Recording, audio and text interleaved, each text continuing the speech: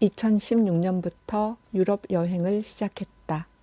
첫 여행은 패키지였고 그 후로는 혼자 다녔다.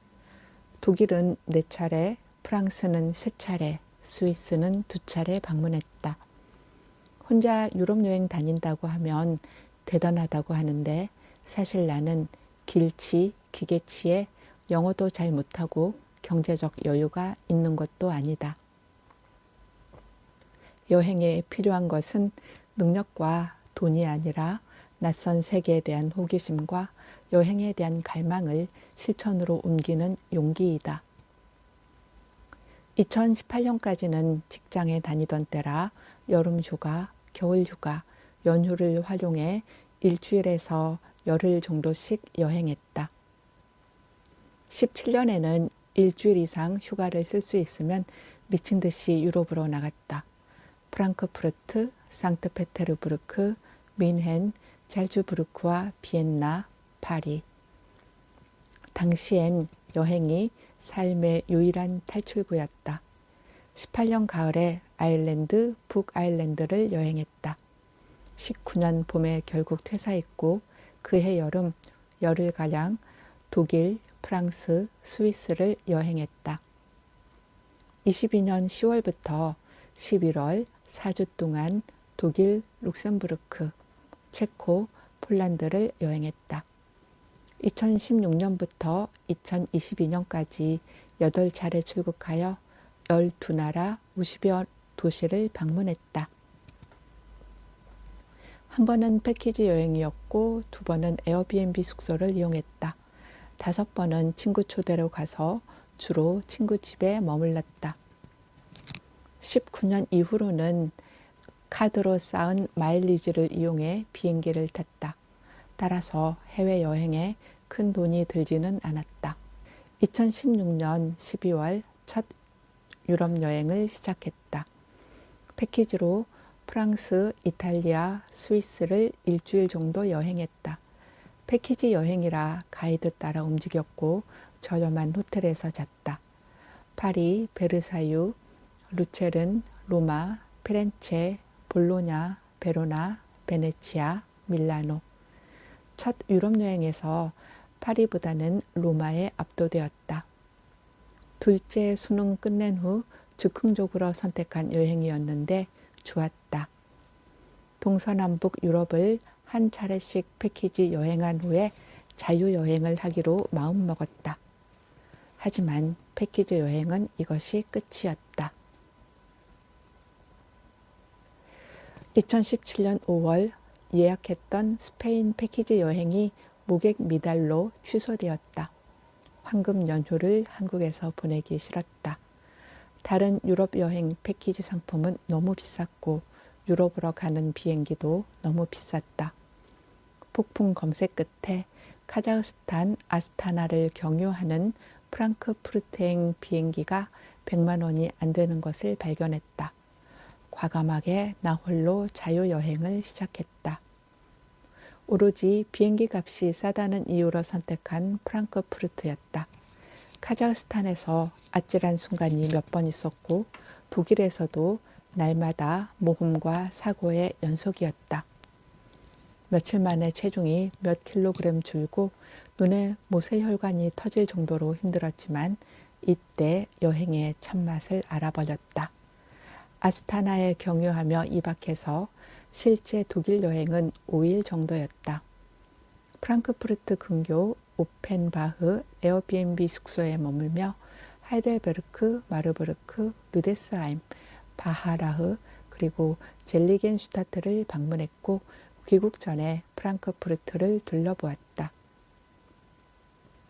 당시 독일 에어비앤비 호스트는 나의 이런 여행 스케줄을 이해 못했다. 지금은 나도 이런 스케줄을 짜지 않는다.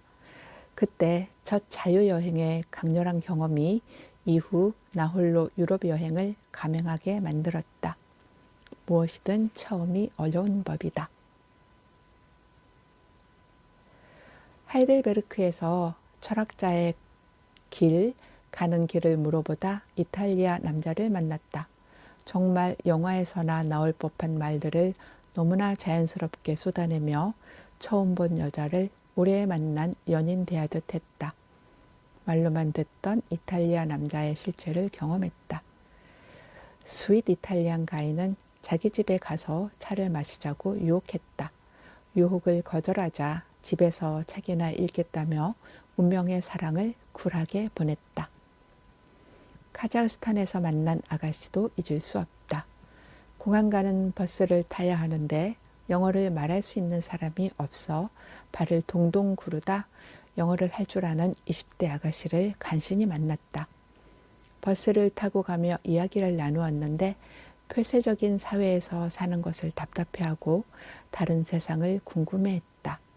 20대의 나를 보는 듯했다. 카자흐스탄 아스타나에는 으리으리한 건축물들이 즐비했다. 2016년부터 에어비앤비를 운영하면서 몇몇 외국인 게스트들과 친구가 되었다. 2017년 여름은 러시아 언니 초청으로 상트페테르부르크에 갔다. 언니 집에서 머물며 상트페테르부르크 시내와 근교를 방문했다. 시티카드 사는데 어려움을 겪었다.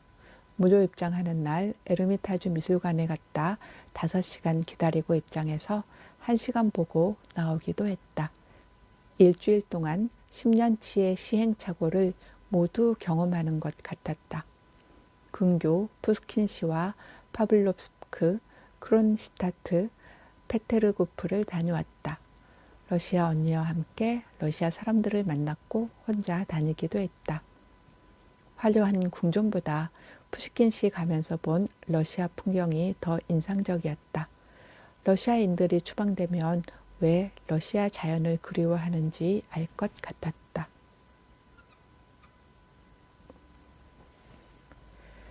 러시아 여행하면서 가장 잊히지 않는 사람은 네바 강가에서 본 남자였다. 화려한 건물이 늘어서 있고 유람선이 떠다니는 네바강 선착장 근처에 화장실이 있었다. 남자는 여자 화장실과 남자 화장실 사이에 있는 냄새나는 좁은 공간에서 동전을 받았다. 화장실은 딱 3칸이었고 가운데 공간에 남자의 몸은 간신히 들어갔다. 직장 생활을 하면서 영혼이 고갈되어 가던 때 그 장면이 종종 떠올랐다. 어디에서든 삶의 무게는 가볍지 않다. 상트페테르부르크에는 꽃을 파는 사람이 많았다. 발갛게 상기된 얼굴로 꽃다발을 사던 젊은 남자의 표정을 잊을 수 없다. 아마도 연인에게 선물할 꽃이었을 것이다. 다녀본 유럽의 도시 중에서 가장 뜨겁게 스킨십을 하는 도시가 상트페테르부르크였다. 지하철 에스컬레이터에 탄 연인들은 거의 예외 없이 부둥켜 안고 있었고 거리나 공원에서 연인들은 거리낌 없이 사랑을 표현했다. 파리나 베니스보다 뜨거웠다. 가히 혁명과 사랑의 도시라 할 만했다. 2017년 10월 연휴에는 오스트리아와 독일을 다녀왔다. 이때도 황금 연휴라 비행기 값이 천정부지로 치솟았다. 200만 원이 넘지 않는 비행기 표가 뮌헨밖에 없어서 또 독일을 가게 되었다. 뮌헨에 에어비앤비 숙소를 잡고 시내 관광을 했다. 피센에 당일치기로 다녀왔다. 베르히테스 가든을 거쳐 오스트리아 잘츠부르크에 잠시 머물다 비엔나로 이동했다. 비엔나에서 당일치기로 슬로바키아 브라타슬라바를 다녀왔다. 펜팔하며 알게 된 슬로바키아 언니를 브라타슬라바에서 잠깐 만났다. 비엔나 여행 후 파사우를 거쳐 뮌헨으로 다시 가서 돌아왔다. 파사우 성당의 오르간 연주, 비엔나 오페라 극장에서 라트라비아타 감상, 현지인 영어 투어러 갔던 잘츠 감모굿 등이 인상적이었다. 잘츠부르크에서 잘츠 감모굿으로 가는 길이 너무나 아름다웠다. 비엔나 지하철역에서는 음악이 흘러나왔다. 독일은 중후한 남성, 오스트리아는 아름다운 여성의 이미지였다. 미술관과 박물관 관람, 음악 감상 등을 많이 했다. 거의 계획한 대로 흘러간 여행이었다. 뮌헨에서 집 맡길 동전이 없어 미술관에 못 들어갈 뻔했다. 한국인 관광객에게 사정을 말하고 1유로만 빌려줄 수 있냐고 물었다. 셀카를 열심히 찍던 한국인 관광객이 흔쾌히 2유로를 그냥 주어서 고맙게 받았다. 오스트리아를 떠날 때 대중교통 티켓을 필요한 사람에게 주고 왔다. 유랑을 통해 연락하고 비엔나역에 남기고 왔으니 베풀기도 하고 베품을 받기도 한 여행이었다. 2017년 겨울 12월 휴가는 파리에서 보냈다. 펜파라다 알게 되었고 한국에서 만났던 프랑스 친구가 초대했다. 박물관, 미술관을 목표로 뮤지엄 패스를 사서 파리로 출발했다. 파리 근교 미뜨히 모히 친구 집에 머물렀다. 노르망디 해변, 옹플레르, 몽쉘미셀 섬을 한국인 가이드 투어로 다녀왔다. 젊은 한국인 가이드 이야기를 들으며 당시만 해도 한국 젊은이들에게 파리가 선망의 도시임을 느낄 수 있었다. 몽쉘미셀 수도원에 가려다 많은 순례자가 목숨을 잃었다고 했다. 퇴사한다고 죽을 것도 아닌데 뭘 그렇게 망설이냐고 스스로에게 물었다. 몽쉘미셀에서 옷을 두껍게 입지 않고 다니다 감기에 걸렸다. 다음 날 오르세 미술관에 갔는데 몸이 심상치 않았다. 전철을 타고 친구 집이 있는 역으로 왔다. 친구 집에 가야 하는데 친구와 연락이 안 되고 말도 안 통하고 택시도 없었다. 친구가 집에서 차로 역까지 데려다 주어서 버스를 타본 적이 없었다. 어찌어찌 버스 타고 친구 집에 도착해서는 거의 혼절했다. 친구가 따뜻한 밥을 해주어서 먹고 살아났다. 16년에 파리 갔을 때엔 파리가 춥다는 생각을 안 했다. 17년 겨울 파리의 역과 노르망디 해변은 너무 추웠고 추위를 피할 곳이 없었다. 17년 파리는 추위로 각인되었다. 뮤지엄 패스 잃어버리고 미술관 견학은 포기했다. 고흐가 마지막으로 지냈던 마을 오베르슈르 우아즈. 친구가 프로포즈를 받았다고 한 샹티 성을 친구와 같이 방문했다. 파리에서 크리스마스 이브 공연 보고 현대식으로 해석한 라보엠 오페라를 보았다.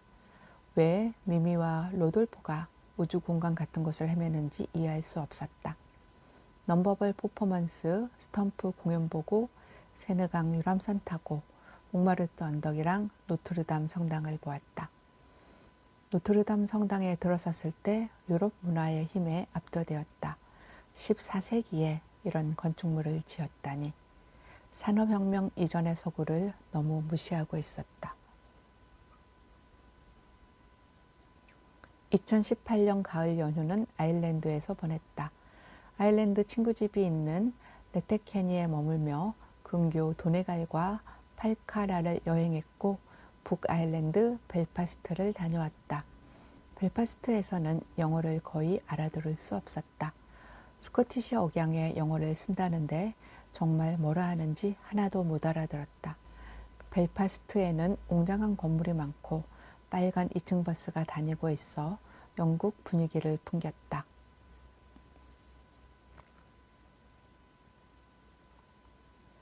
친구가 선생님으로 근무하는 토리섬에 며칠 머물렀다. 토리섬은 게이러 보전 지역이다. 토리섬에서 나올 때 단 작은 배에서 보낸 30여 분은 생애에서 가장 긴 시간이었다. 요동치는 배 위에서 정말 죽는 줄 알았다. 더빌린에서는 친구의 친구 집에서 머물렀다. 친구의 친구는 대학 교수였는데 집이 작고 소박해서 더블린의 심각한 주택난을 실감할 수 있었다. 사람보다 양이 더 많다는 아일랜드에는 성이나 궁전, 압도적인 자연 절경 같은 관광 요소가 많지는 않다. 대중교통 시스템이 열악해서 도보로 여행하는 것은 거의 불가능했다. 벨파스트와 더블린 외 지역은 친구 차를 이용했다. 친구는 잉글랜드를 무척이나 싫어했고 잉글랜드인처럼 사는 아일랜드인들을 경멸했다. 브렉시트 이후 아일랜드 여권을 획득하려는 사람이 많다고 했다. 영국과 아일랜드는 이중 국적이 가능해서 아일랜드에서 태어났거나 부모, 조부모 중 한 명이 아일랜드인이면 아일랜드 국적을 가질 수 있다고 했다. 더블린 트리니티 대학 롱룸 도서관은 소문대로 아름다웠다. 트리니티 대학에서 몇 번 망설이다 산 빨간 모직 머플러는 지금까지 잘 쓰고 있다. 아일랜드에는 양이 많아 모직 산업이 발달했다. 아일랜드에서 가장 흥미로웠던 것은 시민들의 무단횡단이었다. 아일랜드, 북아일랜드, 소도시, 대도시, 남녀노소를 가리지 않고 너무나 천연덕스럽게 무단횡단을 했다. 빨간 신호등은 아무 소용이 없었다. 친구의 누나가 자신들에게 신호등은 장식품이라고 했다. 오랫동안 영국의 지배를 받으면서 아일랜드인에게 노는 곧 저항이었고 아일랜드인에게는 노 DNA가 있다고 했다. 처음에는 주저했으나 나중에는 나도 천연덕스럽게 무단횡단을 즐겼다. 서울의 교통 상황에서는 불가능하겠지만 아일랜드에서는 무단횡단이 아무 문제 없었다.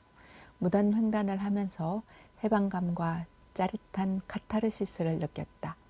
바른 생활 스트레스에 찌든 사람들에게 아일랜드에 가서 무단횡단을 하며 범칙 카타르시스를 느끼라고 권하고 싶었다. 모든 도로에서 보행자 우선인 영국에는 무단횡단이 불법이라는 개념 자체가 없다고 한다. 아일랜드의 무단횡단은 영국 문화의 영향도 무시할 수 없는 것 같다. 2019년 여름에는 독일 친구가 초대해서 독일 남부의 작은 도시 시골 마을에 갔다. 쌓인 마일리지를 이용해 루프트한자와 아시아나 직항으로 갔다. 직항 비행은 처음이었다. 열흘가량 친구 집 근처에 있는 독일과 프랑스, 스위스 도시를 여행했다. 스트라스부르, 콜마르, 하일브론, 콘스탄츠, 바덴바덴, 게겐바흐, 바젤을 방문했다. 독일 도시들보다 독일과 프랑스를 오락가락하다 지금은 프랑스 땅이 된 스트라스부르와 콜마르가 더 예뻤다. 독일 가정에서는 세 세대가 한 집에 살아도 각 층에서 서로 독립적으로 생활하고 고부간 갈등이 전혀 없었다. 가정 중심적이고 자연 친화적인 독일인들의 삶을 느낄 수 있었다. 친구 집에서 먹었던 독일 음식이 맛있었다. 모든 것을 친구에게 맡기고 친구를 졸졸 따라다니며 행복한 시간을 보냈다. 아침이면 친구와 집을 떠나 도시를 둘러보고 저녁에 돌아왔다. 독일 친구는 나를 데리고 다니느라 한국에서 여행할 때보다 더 일찍 일어나 열심히 돌아다녔다. 퇴사 후 창업하고 눈코 뜰 새 없이 준비해서 지원했던 일이 되지 않아서 떠난 여행이었다. 인생의 소풍 같았던 이 여행은 내 삶의 충전재가 되었다. 20년과 21년에는 해랑 한국어 한글책 만들고 유튜브 만들고 집에서 거의 일만 하면서 지냈다. 코로나가 진정된 22년 10월 10일부터 11월 7일까지 4주간 독일, 룩셈부르크, 체코, 폴란드를 여행했다. 비행기는 마일리지로 탔고 숙소는 친구 집과 호텔을 이용했다. 3주 동안은 친구 집이 있는 하이델베르크시 근교 발도르프에서 머물며 독일 소도시와 룩셈부르크를 다녀왔다. 하이델베르크, 트리어, 룩셈부르크, 코블렌츠, 쾰른, 누른베르크, 루텐부르크, 밤베르크, 브리츠부르크, 마인츠 등 이곳저곳을 방문했다. 10월 29일에 짐을 쌌다. 베를린, 라이프치, 드레스덴, 프라하, 체스키 크롬노프, 크라코프, 자쿠파네를 여행하고 바르샤바에서 폴란드 항공을 타고 귀국했다. 룩셈부르크, 체코, 폴란드는 첫 방문이었다. 대중교통, 박물관, 화장실 등이 무료로 운영되는 부자나라 룩셈부르크와 알뜰하게 관광객 주머니를 털어가는 프라하가 대조적이었다. 폴란드에선 상대적으로 물가가 저렴해 좋은 식당과 호텔을 이용했다. 4주 여행을 하고 나니 여행에 대한 갈망이 어느 정도 해소된 느낌이 들었다. 그리고 자기 연민에서 완전히 벗어나 비로소 어른이 된 것 같았다.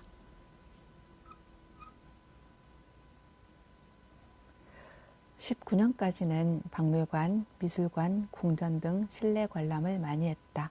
미술에 관심이 적어서인지 미술관, 박물관 다녀온 후 기억에 남는 게 별로 없다. 클림프, 에곤 실레, 고흐, 뒤러, 모네 등 수많은 명화를 보았지만 스탕달 신드롬을 느낄 만큼 강렬한 느낌으로 남지는 않았다. 모든 순간을 기억할 수 없고 모든 느낌을 간직할 수 없다. 당시 행복했다면 지금 기억 못한들 무슨 상관이겠는가. 하지만 몇 차례 미술관과 박물관을 열심히 다녀보고 난 후 일정이 길지 않다면 미술관, 박물관을 여행 우선순위에 두지 않는다. 22년 4주 여행은 아무 준비 없이 갔다. 친구랑 다닐 때는 구글맵이 추천하는 곳에 갔고 혼자 다닐 때는 블로그에서 추천하는 곳에 갔다. 준비 없이 갔다. 프라하에서 알폰소 모아 작품을 놓친 것은 아쉬움이 남는다. 유럽 도시는 광장을 중심으로 교회나 수도원, 요새를 보면 되었다. 도시와 관련된 예술가나 역사를 미리 알고 가면 도시를 더 깊이 이해할 수 있다. 성이나 궁전의 외부와 정원은 무료로 개방되어 있고 내부 관람만 유료인 경우가 많다.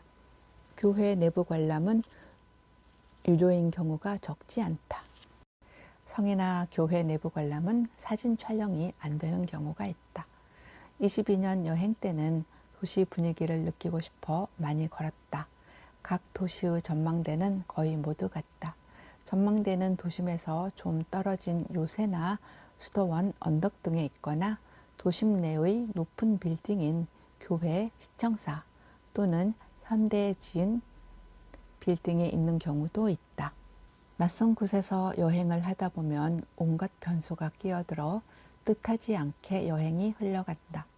여행 당시에는 화도 나고 짜증나기 마련인데 순조롭게 흘러간 여행보다 어이없고 황당했던 일들이 더 기억에 남는다. 여행은 낯선 곳으로 떠남이다. 인생에 연습이 없듯이 여행에도 연습이 없다. 실수가 따르기 마련이다. 여행은 인생의 추격판이다. 시행착오를 거치면서 마음을 비워가는 과정이다. 여행이 있어 일상을 버텨낼 수 있었다. 살기 위해 떠났고 떠나기 위해 살았다.